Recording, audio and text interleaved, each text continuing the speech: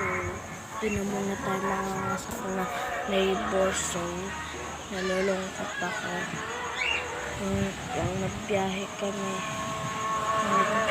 kami guys. So, nagbiyahe kami. Ay, si Papa na iwan po kasi may birthday pa.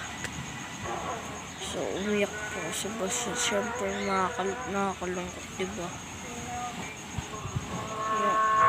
Yung ano na kami. Yung umalis na kami. Sabi niya, babalik kami. So, kung naririnig yung kanta yun, nalulungkot ako. Kasi yung namatay si tatay, nalulungkot talaga ako.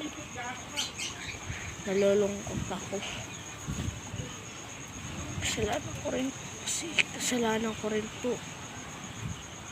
So, kasalanan ko rin po. Kaya po namatay si tatay kasi po nagmakulit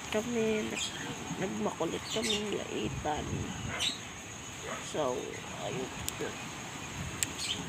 Gulat na lang po kami pagkagising po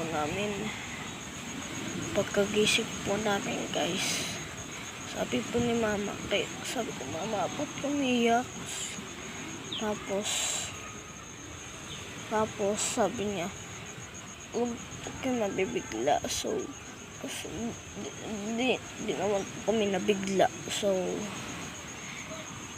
ang sabi po ni Mama ay matay na daw si tatay. So, nagulat lang naman ako doon.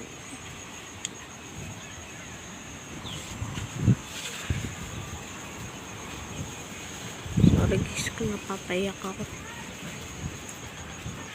So, yung bago namatay si tatay, si Rapi, yung pinakamahal kong aso.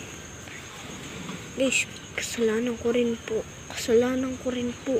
Lahat po ako nakasalanan. Ako na po talaga lahat.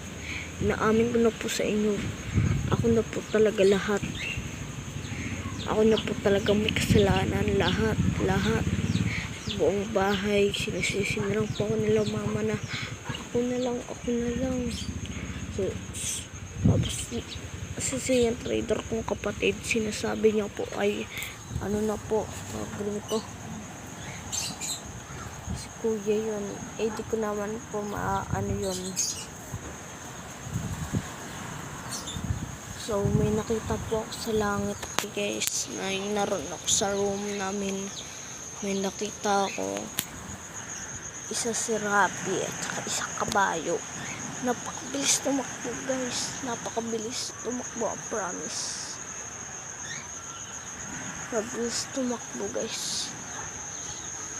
Gulat na lang ako guys. So, ito diba, ayan po yung langit, diba po, ayan, nakikita nyo naman po yan. May nakita po ako dyan na halimbawa, ito po yung room namin.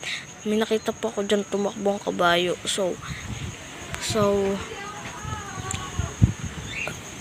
may inaamin po naman ako kay Papa Jesus. Pag nagpakita po siya, magbabait na po ako.